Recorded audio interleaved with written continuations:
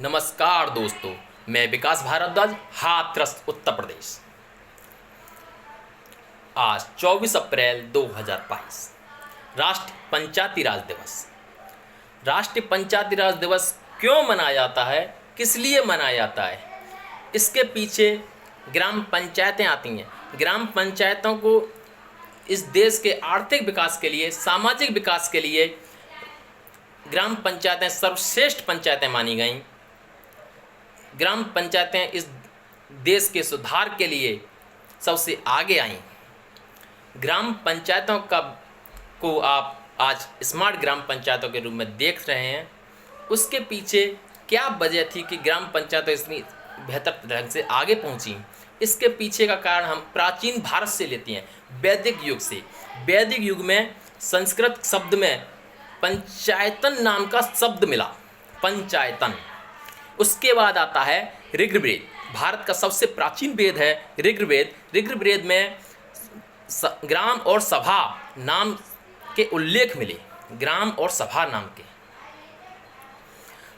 और उसके बाद आते हैं आप महाकाव्य की तरफ। महाकाव्य, दो महाकाव्य हुए, एक रामायण, दूसरा महाभारत। रामायण में पुरी और जनपद नाम के साक्ष्य मिले, जैसे कि अवधपुरी, जनकपुरी। उस तरह से पुरी और जनपद नाम के साक्ष्य मिले। पुरी का मतलब ग्राम से था। और महाभारत के अनुसार ग्राम पंचायतों के ऊपर 10, 20, 100 और 1000 ग्रामों की इकाइयाँ उत्पन्न हुई। जैसे कि एक ग्राम पंचायत का जो अधिकारी होता था उसे ग्रामिक बोला जाता था, और 10 ग्राम पंचायतों के अधिकारी को दशप बोलते थे, और 20 ग्राम पंचायत का जो अधिकारी होता था उसे विश्व अधिपति बोला जाता था। उसी प्रकार 100 ग्राम पंचायतों के अधिकारी को ग्राम सतग्राम अध्यक्ष बोला जाता था, और 1000 ग्राम पंचायतों का जो अधिकारी होता था उसे ग्रामपति कहा जाता था। उनका ये वो था कि ग्राम सभाओं की रक्षाओं के लिए उत्तरदायी होते थे ये ग्राम अधिकारी। उस समय विकास का तो कोई नाम ही नहीं था ग्रामों के अंदर, मगर ग्राम पंचायतों की जो रक्षा होती थी उसका उत्तरदायित्व होते थे ग्राम एक सत अध्यक्ष, विश्व अधिपति। उस प्रकार से जैसे कि आज के समय में एक ग्राम का जो प्रधान बोला जाता है, और आप 8-10 ग्राम पंचायतों को मिला के एक न्याय पंचायत बन जाती है। उसी प्रकार 50-60 ग्राम पंचायतों को मिला के एक ब्लॉक बन जाता है। और जनपद में 400 से 300 ग्राम पंचायतें, 400 ग्राम पंचायत, कई किसी ज़िले में बड़े बड़े ग्राम 800 ग्राम पंचायतें होती हैं। उसी प्रकार उस समय दशप, विश्व अधिपति इस प्रकार हुआ करते थे। उसके बाद आया प्राचीन काल। प्राचीन काल में कौटिल्य के अर्थशास्त्र के अनुसार मनुस्मृति में ग्राम सभा को स्वशासित स्थानीय की प्रणाली में देखा गया। और उसके बाद जो मौर्य काल आया। मौर्य काल में जो मुखिया होता था ग्राम पंचायत का, इस समय जो ग्राम पंचायत का प्रधान होता है, उस समय सबसे वृद्ध व्यक्ति को चुना जाता था काउंसिल ऑफ एल्डर के तहत। उसे उस ग्राम का मुखिया बनाया जाता था। उसके बाद गुप्त काल आया। गुप्त काल में यही रीति रही, मगर उसमें नामकरण हुए। जैसे कि जिला अधिकारी को विषयपति बोला गया, और ग्राम पंचायत के जो अधिकारी होता था उसे ग्रामपति बोला गया। यह गुप्त काल में हुआ। और उसके बाद आता है आपका मध्यकाल। मध्यकाल में सतलन काल आता है। जैसे दिल्ली के राजाओं ने राज्य को प्रांतों के अधीन कर दिया। ग्राम पंचायतों को प्रांतों के अधीन कर दिया, और ग्राम पंचायतों को प्रांतों को ही उसके विकास के लिए, उसके काम के लिए लगा दिया गया। और उस समय ग्राम पंचायतों के जो उत्तरदायी अधिकारी हुआ करते थे, जैसे कि ग्राम पंचायत का जो अधिकारी होता था उसे मुकुंद बोला जाता था। ग्राम पंचायतों की देखरेख का अधिकारी होता था उसे मुकद्दम बोला था, मुकद्दम। जैसे कि आज सचिव के रूप में सेक्रेटरी कहा जाता है, उसी प्रकार। और राजस्व को जो संगठन होता था, राजस्व इकट्ठा होता था, उसके लिए लेन देन के लिए पटवारी होता था, जे पटवारी। और उसके बाद में ग्राम सभाओं के जो दंगे होते थे उनको सुलझाने के लिए सरपंचों के तहत एक चौधरी होता था, चौधरी एक पद होता था। ये था आपका मध्यकाल सतलन काल में। ब्रिटिश प्राचीन काल में तो ग्राम पंचायतें अपने पारंपरिक और रीति रिवाजों के साथ चलती रहीं, मगर महिलाओं की स्थिति को अगर देखा जाए तो वहाँ संदिग्ध हालात में मिली, बहुत कम हालात में मिली। और उसके बाद यह आते आते ब्रिटिश काल तक ग्राम पंचायतें जो हैं आपकी पुरुष प्रधान होता चला गया। ये देश हमारा पुरुष प्रधान देश के रूप में बदल चुका। महिलाओं की संख्या बहुत कम हो चुकी थी, धीमे धीमे महिलाओं की संख्या सुलझेगी। अब आगे देखेंगे। आगे क्या है कि ब्रिटिश काल जब आया तो चार्ल्स मेटकॉफ ने इस व्यवस्था को व्यापक रूप दिया, व्यवस्था को पहचान दी। इस ग्राम पंचायत की जो व्यवस्था थी उसको सराहना दी कि और अपने ब्रिटिश शासन को आगे ले जाने के लिए ग्राम पंचायत का यूज किया गया, उसी सराहना से। जैसे कि आज होता है ना कि हमको राजनीति आगे बढ़ानी है, अपनी पार्टियां आगे लेके जानी है, तो सबसे पहले गांव के लोगों को राशन फ्री दे दो, बिजली फ्री दे दो। किसी ने कहा कि हम ये कर देंगे, किसी ने कहा कि हम वो कर देंगे। उसी प्रकार से ब्रिटिश शासन ने भी ग्राम पंचायतों के जो व्यक्ति थे उनको सराहना देना शुरू कर दी। उसी सराहना से हम जो है आगे बढ़े, ब्रिटिश शासन काल आगे बढ़ता गया। और 1870 में मेयो प्रस्ताव आया, मेयो रेजोल्यूशन। मेयो प्रस्ताव ये कहता है कि ग्राम विकास का जो उत्तरदायी और शक्तियाँ प्रदान की गईं और उसके स्वायत्त शक्तियाँ चलाने का जो योगदान दिया गया वह मेयो प्रस्ताव में लिया गया। उसी प्रकार से मेयो प्रस्ताव से रिलेटेड 1882 में वायसराय लॉर्ड रिपन आए।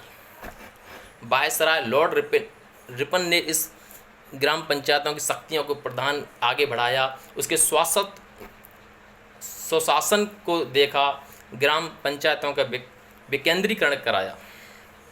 1907 में विकेंद्रीकरण रॉयल आयोग का गठन हुआ।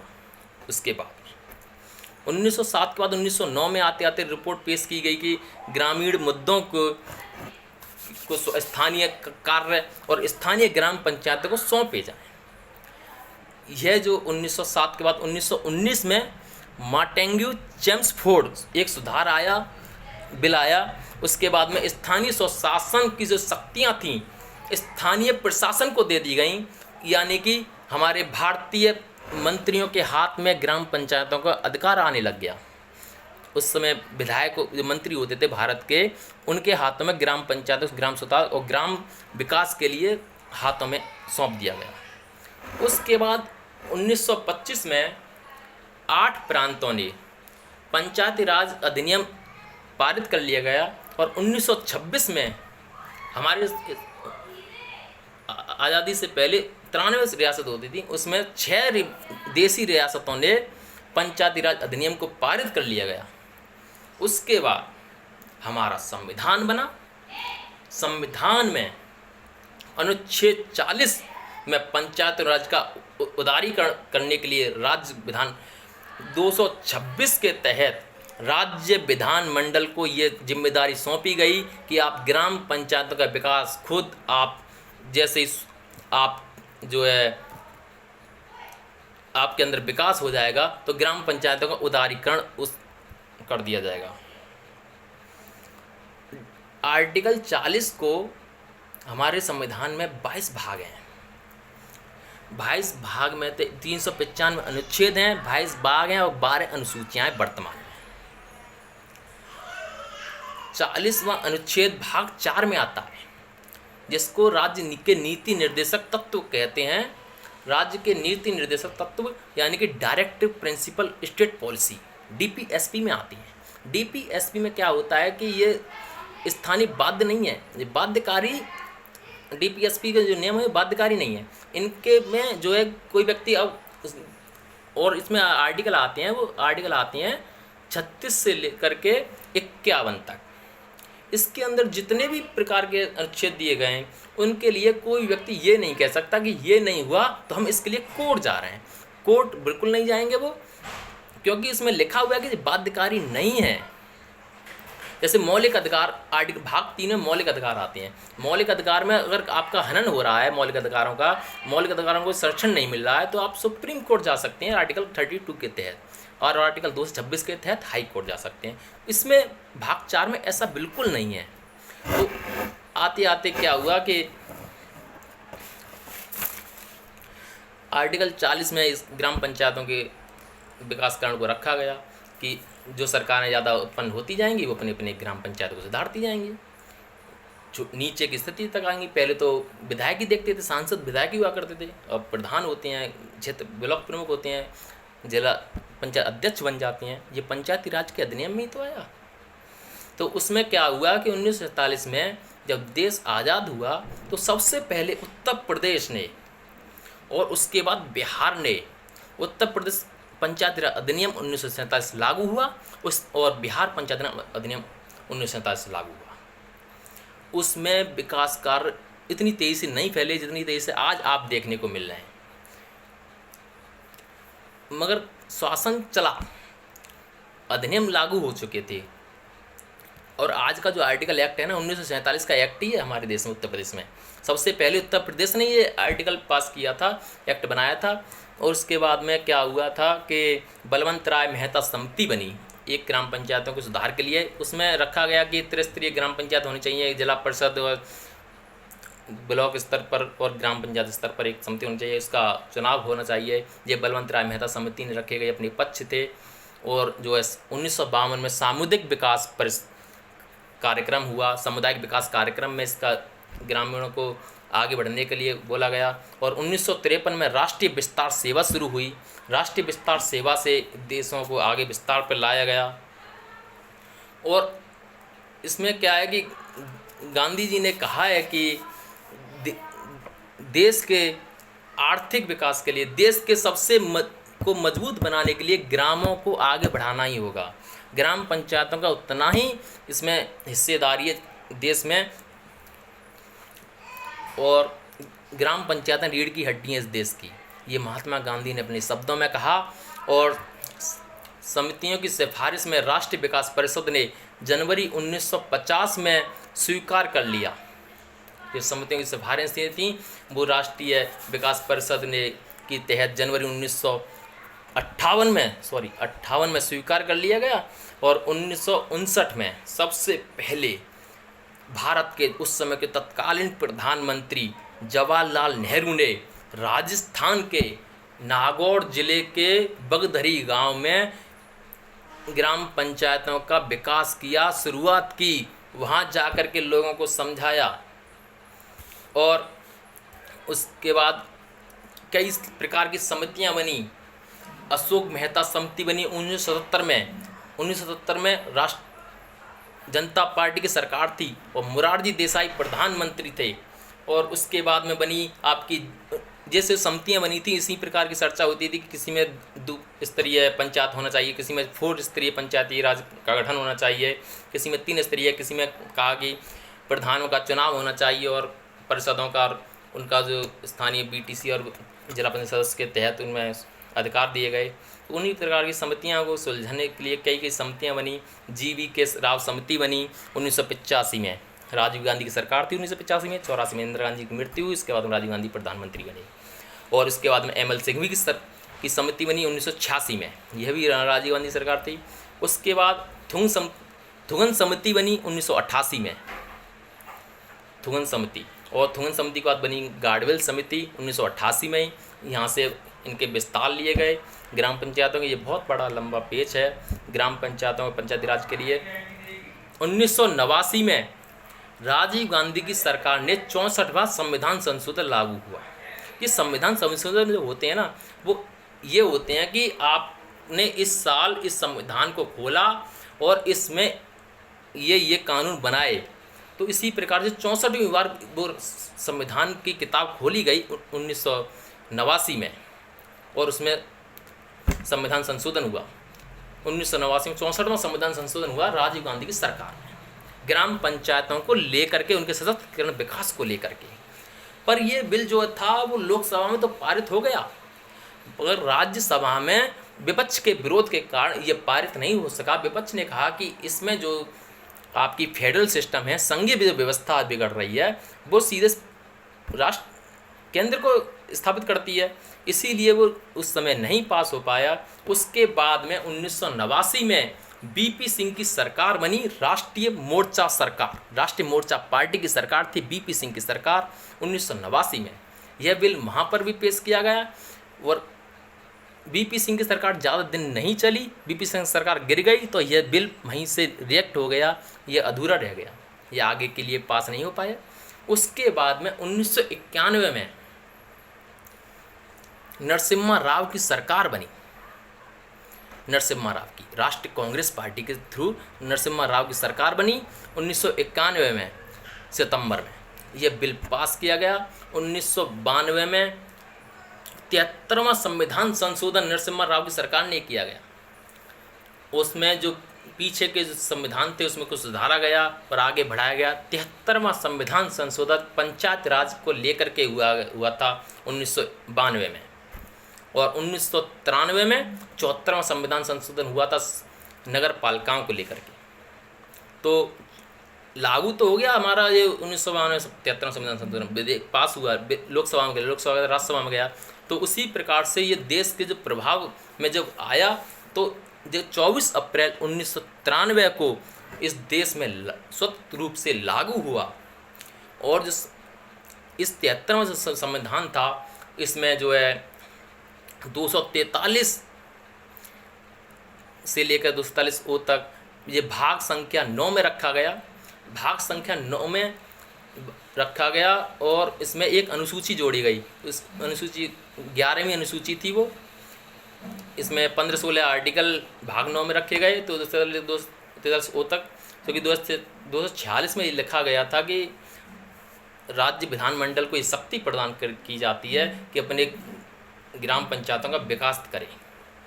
तो इसमें जो क्या हुआ कि 11वीं अनुसूची में 29 ऐसे अध्याय रखे गए जिसमें ग्राम पंचायतों का सृजन हो सके, ग्राम पंचायतें आगे बढ़ सकें। उनमें उन्मूलन कार्यक्रम थे, कृषि को लेकर विस्तार थे, ज़मीन को लेकर सुझाव थे, माध्यमिक शिक्षा परिषद और प्रारंभिक विद्यालय खोले जाने का उपचार था, स्कूलों का विकास कराना था, हॉस्पिटल खुलवाने थे, ग्रामों के उस विकास, पुल, सड़क, नहर जो आज आप देख रहे हैं, बिजली के खंभे, लाइट, रोशनी, कूड़े, जो RRC है, recycle resource centre, solid liquid waste जो है वो सब उसमें लिखे गए 19 सूचियाँ हैं कि उन पर काम प्रदान कर सकता है।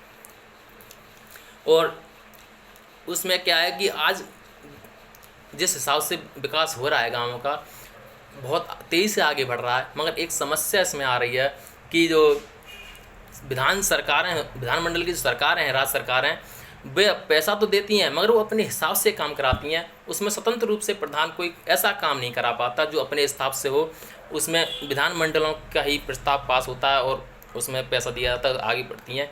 और दूसरा इसमें आरक्षण, जो महिलाओं को आरक्षण जो दिया गया 33% का महिलाओं का आरक्षण तो था ही, और तो महिला आगे बढ़ें, महिलाओं के नाम पे वोट तो ले लिया था, महिलाओं को खड़ा तो कर दिया था, मगर उनके जो असफलता जो मिल रही है कि उनके रिश्तेदार चला रहे हैं, उनका पति चला रहे हैं उस ग्रामों को, उनके वो भाई चला रहे हैं या फिर उनके बेटे चला रहे हैं।